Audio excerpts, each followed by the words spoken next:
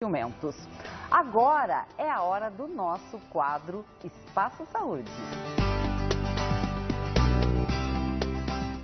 Aqui no estúdio a cirurgiã plástica Caroline Dalla Rosa, do Hospital Divina Providência, para conversar sobre cirurgia plástica nos seios. Olá, seja muito bem-vinda. Olá, está aqui. Muito obrigada pelo convite. Obrigada também por estar aqui conosco para tirar essas dúvidas.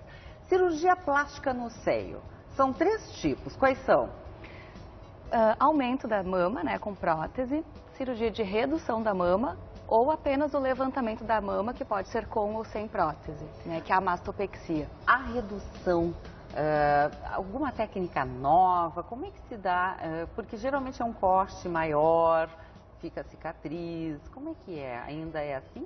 Ainda é assim, mas na verdade a gente, quanto mais pele o paciente tem, ou quanto maior a mama, quanto mais flácida a mama, maiores vão ser as cicatrizes, né? Então, a mama que é menos flácida ou menos volumosa e que mesmo assim a paciente quer fazer uma redução, quer fazer um levantamento da mama, a cicatriz vai ser menor, vai ser mais econômica, embora continua sendo geralmente ao redor da areola, na vertical e na horizontal, então formando um T. O outro tipo é, às vezes, com o tempo, com o passar da idade, geralmente vai ficando com mais gordura, Sim. Ela vai ficando mais flácida, a mama, e muitas mulheres então querem apenas, não querem colocar prótese. É uma cirurgia também tranquila, como é que é? É bastante realizada, que é a mastopexia, a cirurgia do levantamento da mama.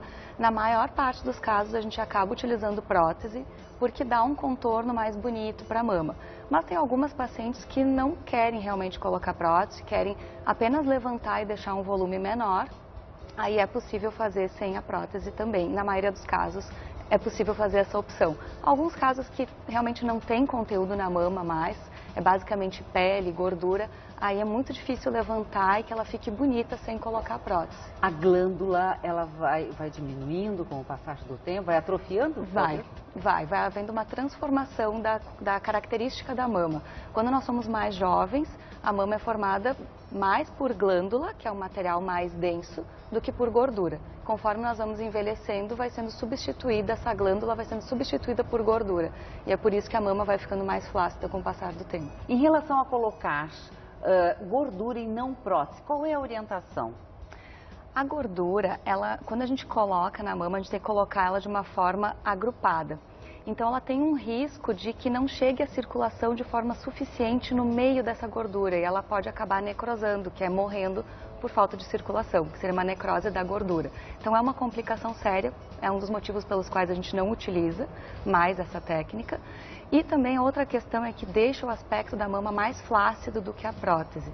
Então ela não dá o mesmo ganho estético, não tem a mesma qualidade estética do que a colocação da prótese. O que a gente utiliza de gordura é para alguma complementação, algum retoque, alguma correção de irregularidade, basicamente para isso, porque são quantidades menores, menos porque risco. A diferença é que a prótese ainda pode encapsular. Pode, é uma das complicações, mas a gordura ela tem complicações mais sérias, mais difíceis de serem tratadas.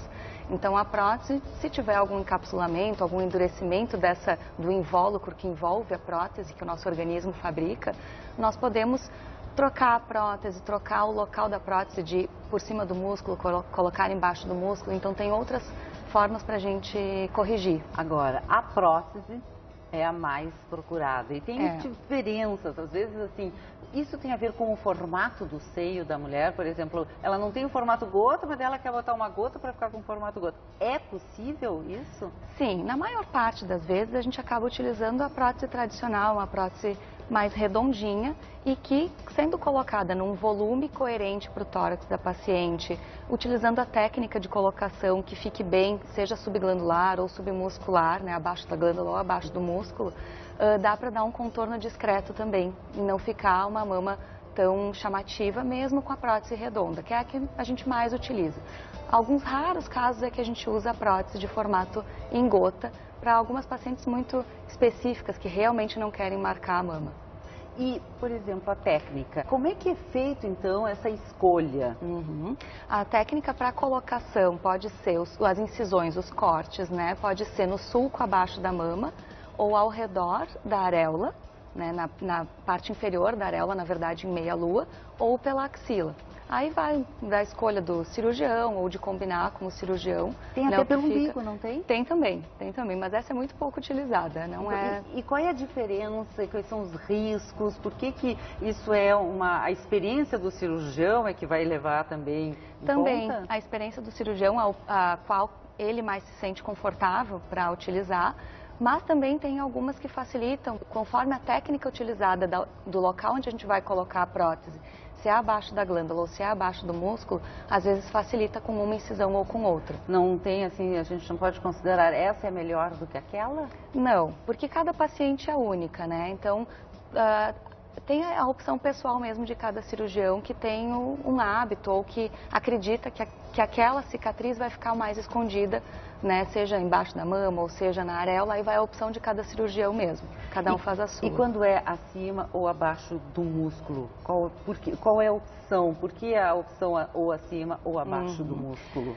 Acima do músculo, a gente utiliza quando a paciente tem uma boa cobertura do polo superior da mama, que é a parte acima da mama, o colo da mama, que tem uma cobertura adequada de gordura, de pele, que vai conseguir disfarçar a prótese.